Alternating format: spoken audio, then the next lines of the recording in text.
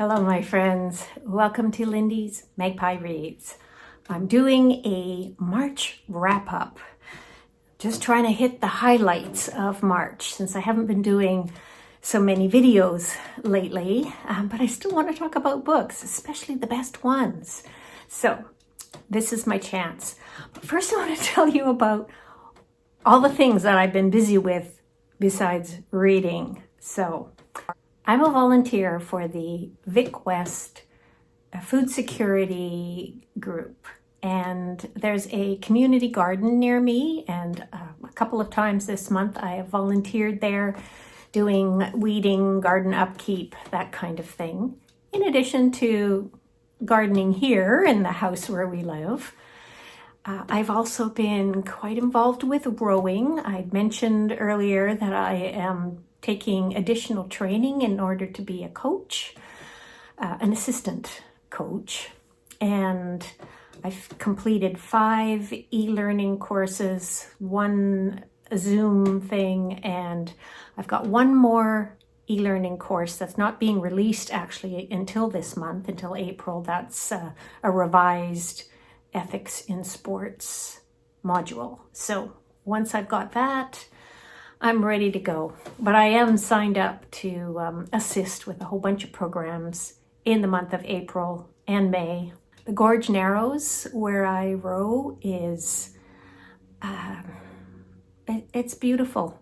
The last time that I walked there, I saw mergansers up close in the water. I saw a northern flicker so close to me. And then on my way back, I got a good view of the hot tub boat, which is what it sounds like, a floating hot tub that toodles around. And I had a visit from one of my sisters for a week this month.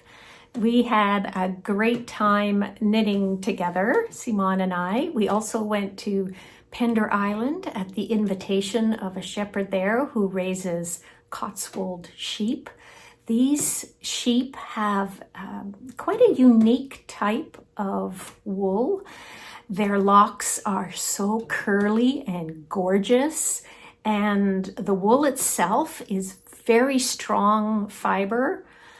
And yeah, I was excited to make myself a pair of socks out of it. However, I made a mistake with measuring my gauge, and these socks were going to be too small, and so I made them into fingerless gloves, which I will use for rowing. Looking forward to my first use of these, if it even stays cold enough to need gloves, who knows, but next year. So more about socks. My goal is to knit a pair of socks every month for the next year, because in March 2027, my sister Simon and I are going to be leading a week-long retreat for knitters here in Victoria. There's a group that we belong to in Whitehorse called the Northern Fibers Guild. I've mentioned them before, and I normally go to their retreats every year, which are normally held in the Yukon. This time it's going to be here, and our project is going to be 2 at a time socks. Any kind of socks you want to make, but make them 2 at a time. So there'll be no more second sock syndrome. If any of you are knitters, you'll understand this, or lots of other creative crafts. You might run into this as well, where something is really intriguing and you want to try it out, and then you've completed it and you want to move on to the next thing. But if it's socks, if you're not making them 2 at a time and you're moving on to the next thing, you have one lone sock. So make them 2 at a time. And the other thing is, Simon and I both like to wing it instead of following patterns, or, kind of like when we're cooking, there's a recipe, but that's just sort of a inspiration more than rules to follow. Anyway, yeah, we do that with our knitting. And if you've done a bunch of things on the fly and then you get to your second sock, looking at the first one thinking, how am I going to make this the same? I don't remember how many rows, how I did that, what technique I used. Yeah, 2 at a time works like a charm. But I haven't made a lot of socks in the past. I've knitted practically everything else you can think of, but not very often have I made socks. So I need more experience and recent experience, so hence sock project. And I will be reporting in on that in the coming year.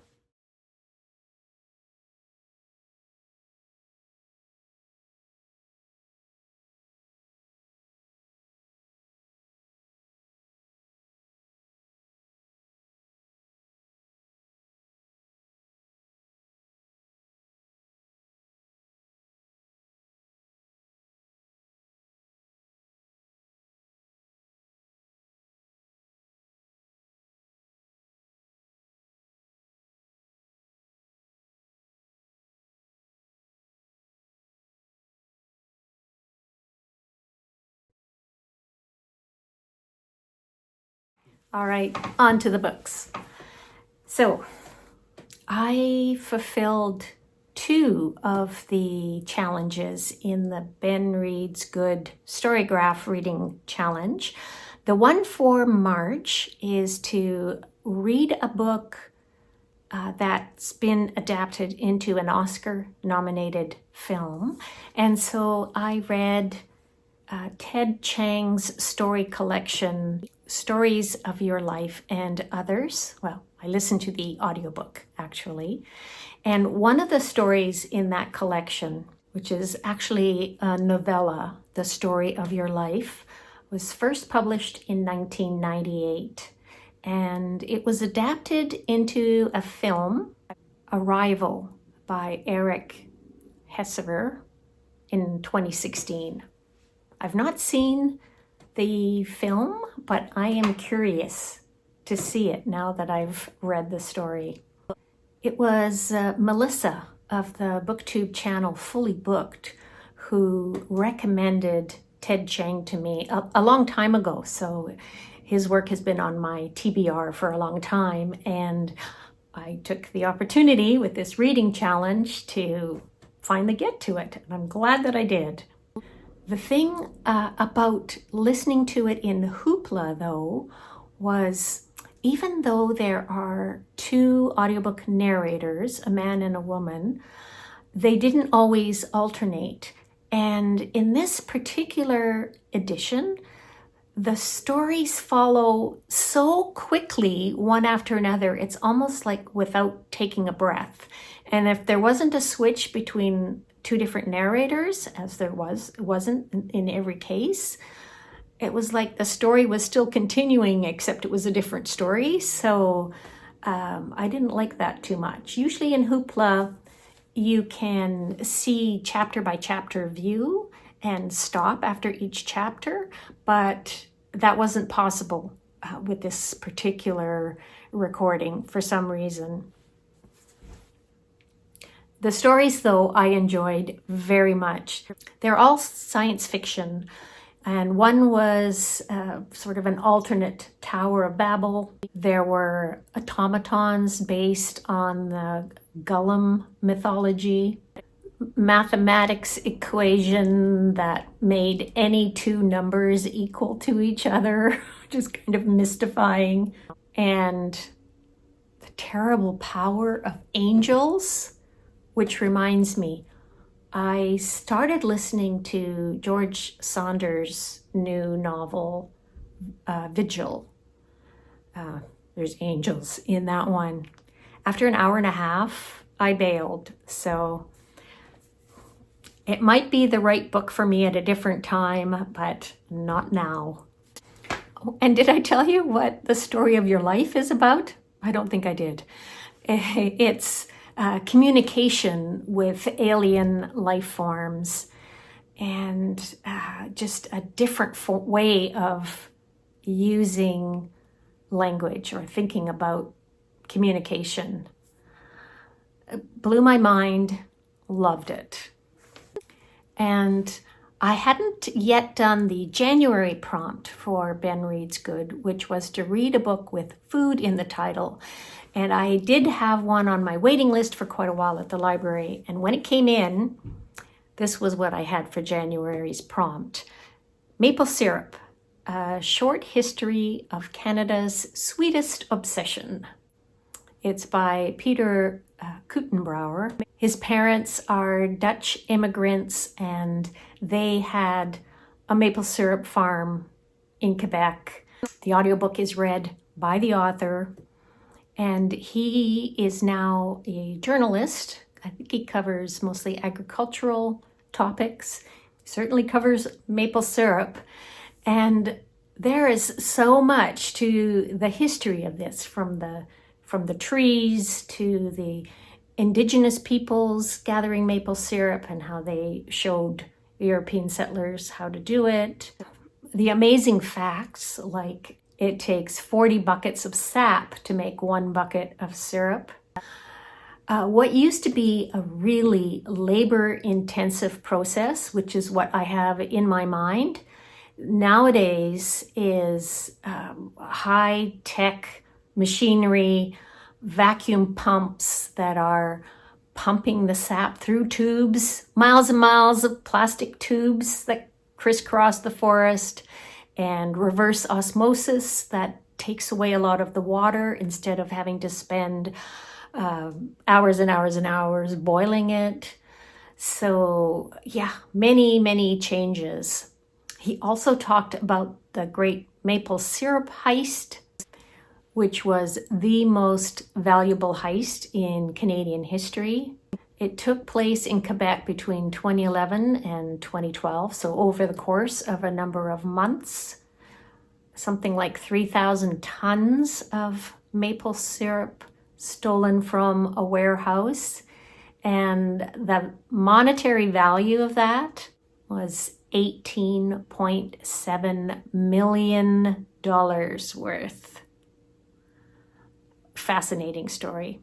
Another thing was what makes maple syrup organic? No, in order to have organic on the label, there has to be at least 15% other species of trees in the forest where it's being tapped, which is actually a pretty low bar because in nature there's rarely more than 60% maple trees in a forest. But the thing is that most maple syrup producers cut down every other tree besides maple trees in order to be as profitable as possible. But forests that have only one species like that have a weakened ability to bounce back from stresses of all kinds, like insect infestations and climate. And climate change is really having an effect on sugar maple trees. They are more affected, for example, than oaks or pines from temperature changes. And there's a very real possibility that we won't have maple syrup in the future. So in March, I did a whole lot of prize list reading. Prize long lists are often where I get ideas about what to read. And so we have 2 this month from the Carol Shields Prize. I had already read Audition by Katie Kitamura and Wildlife by Amina Luqman-Dawson. So 2 that I caught up with this month are A Guardian and a Thief by Megan Majumdar, which I talked about in a video earlier this month, and Canon by Lee Lai, and that I talked about in my most recent video. I will include links down below. Well, this is my top read so far in 2026. I love Canon so much. And in that video when I talked about it, I used the wrong pronouns for Lee Lai, a transgender writer from Australia who now lives in Canada. Lee Lai uses she, her pronouns, and she is rocking the female beard now. So next on my list for the Carol Shields Prize are Milktooth, which I have started, by Jamie Burnett. And it's great so far, great voice. And I've also got this out from the library, Lion, by Sonia Walger, or Walger. Not sure how to say that. I read 3 from the Women's Prize for Fiction long list. I had already read 4 of these: Moderation, The Correspondent, Audition, and Wild Dark Shore. And then I've already talked about A Guardian and a Thief, which is also on the Carol Shields Prize. And then the other 2, there's Kingfisher by Rozie Kelly. I found this in my library's Hoopla collection, and in it, a gay man becomes obsessed with a straight woman who loves birds, and the characterization is beautifully nuanced in here. The way that different kinds of love between people are portrayed, I really like that. And the language, the writing style. If you're somebody who is especially looking for unusual or beautiful turns of phrase, this book is for you. And I just finished listening to A Beast Slinks Toward Beijing by Alice Evelyn Yang. So this is about 3 generations in a Chinese family, and I think it starts out it covers from the 1920s in Manchuria all the way to current Manhattan. And the time changes are really clearly marked, where it is and what time period. So you won't get mixed up. It has this eerie atmosphere. There are supernatural elements, folkloric aspects. One thing about listening to this one in audio is that the audio, any book that's in audio, has more of a visceral quality. And there are some sections in here that are brutally savage. Scenes of Japanese occupation in Manchuria during the 1940s and teenage Red Guard atrocities in the 1960s. Ooh, those parts were hard to take. Several times there are scenes where the one of the characters sees faces of the dead in a bog, and that scenario is in a book I read a while back, Catfish Rolling by Claire Kumagai. Oh, and there's a character named Red in A Beast Slinks Toward Beijing, and also in this next book, which is a graphic novel I've already returned to the library, Red and the Wolves by Cherry Zong, who is an illustrator and cartoonist who lives in Toronto. This is a complete reimagining of the fairy tale Little Red Riding Hood with a sapphic twist. So the setting is a forest that's dying of supernatural forces, and Red is a hunter of monsters. And She is working under the direction of a powerful witch who she calls the Grand Mother. And then there's Syl, who's a shape-shifting wolf girl. And Red rescues her from an old bear trap.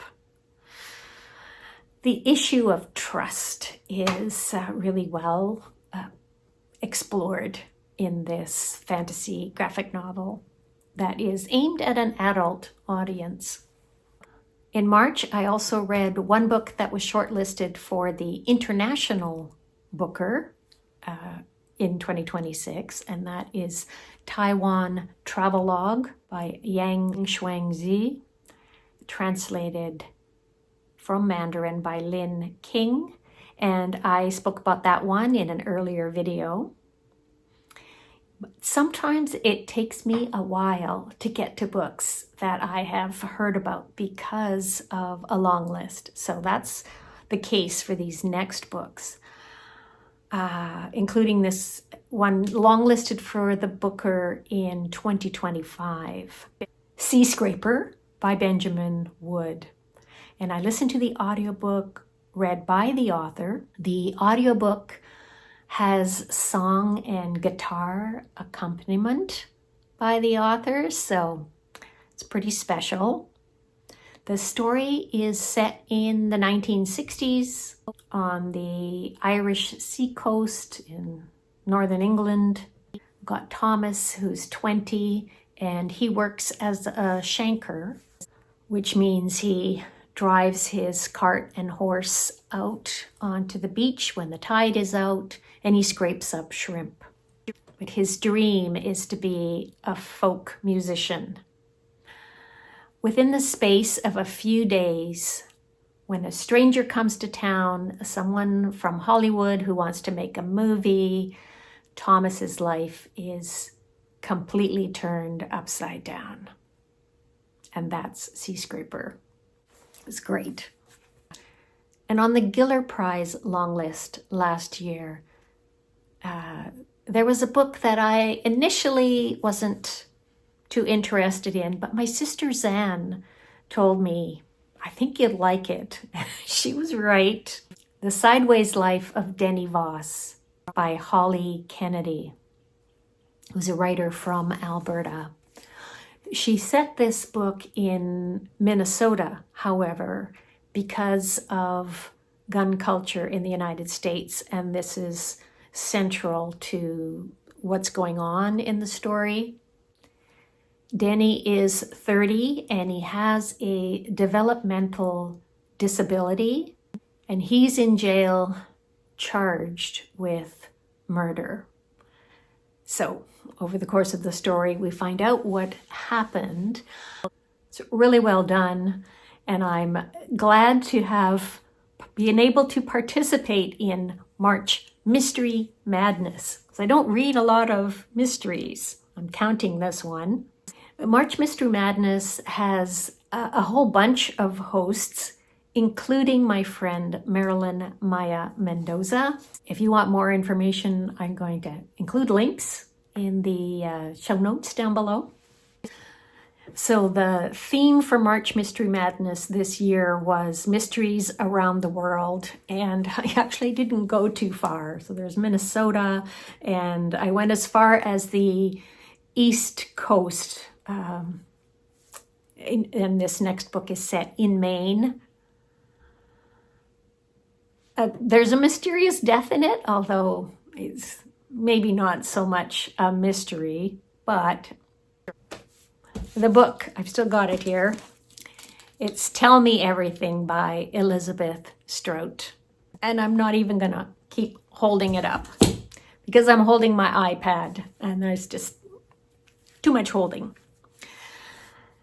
This was my feminist book club's pick. We take turns picking a book every month, and usually we'll offer 3 suggestions, and then we talk about which one we want to read.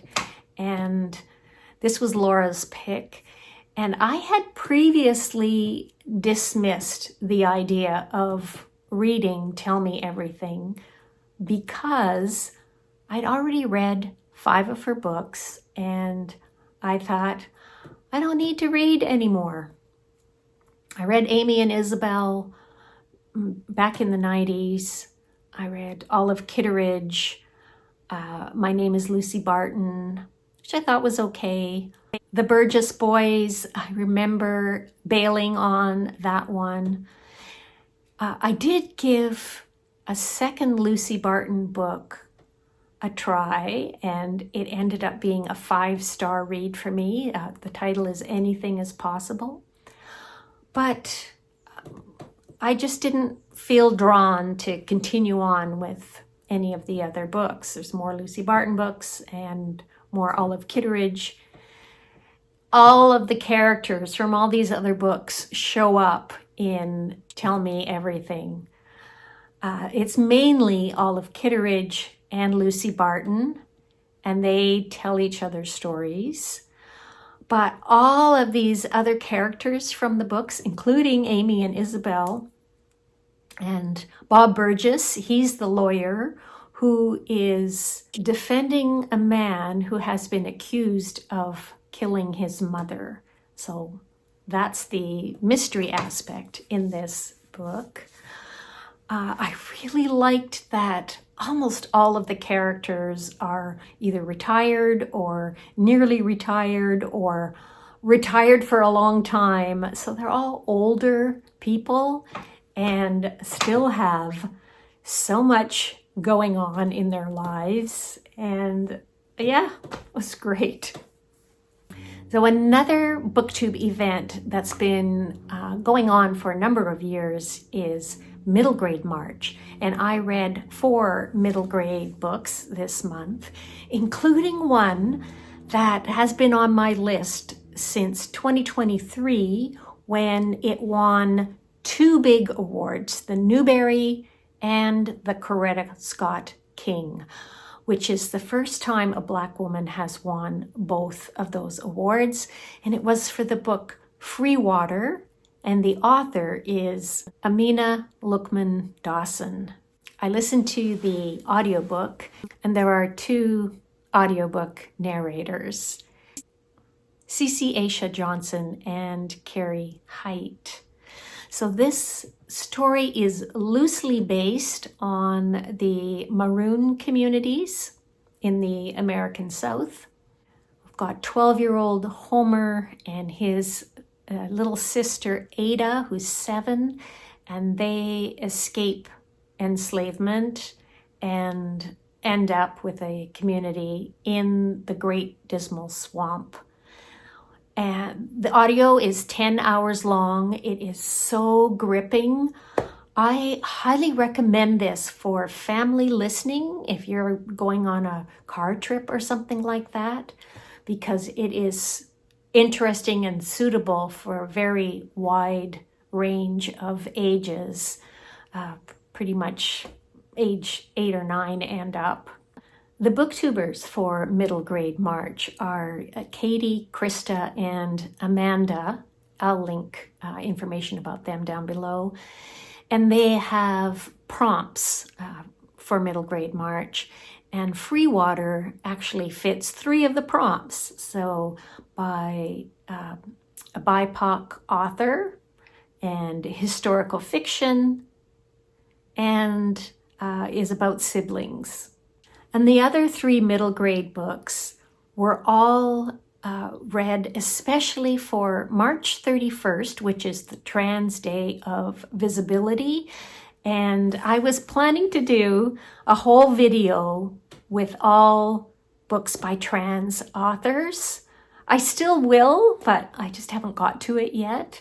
So I will say more about these other 3 middle grade books. I'll just tell you what they are.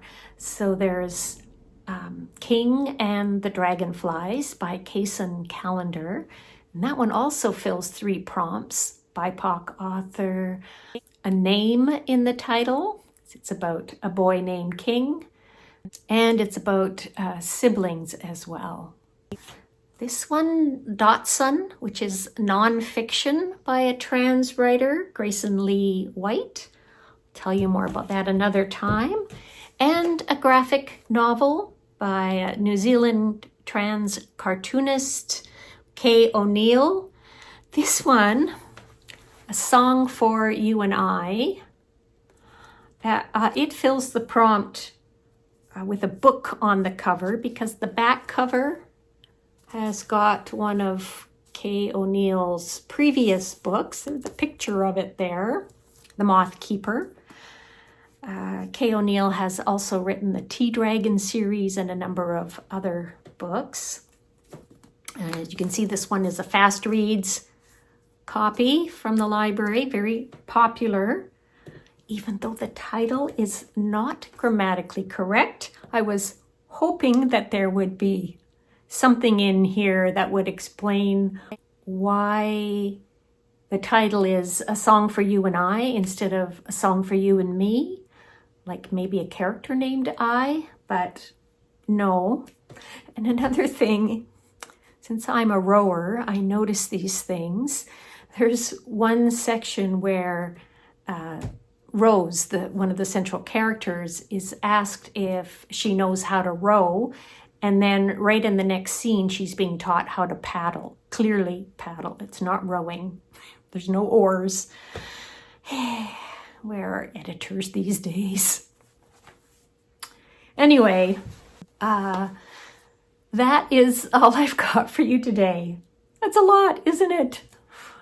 I'm going to leave you with a very quick little video at the end of a hummingbird that was drinking from hyacinth blossoms in Beacon Hill Park. So thank you so much for watching. Please say hello in the comments. Let me know whatever you want to say down in those comments. I love interacting with you, and that's why I make these videos. In the meantime, until the next time, happy reading, everybody, and bye for now.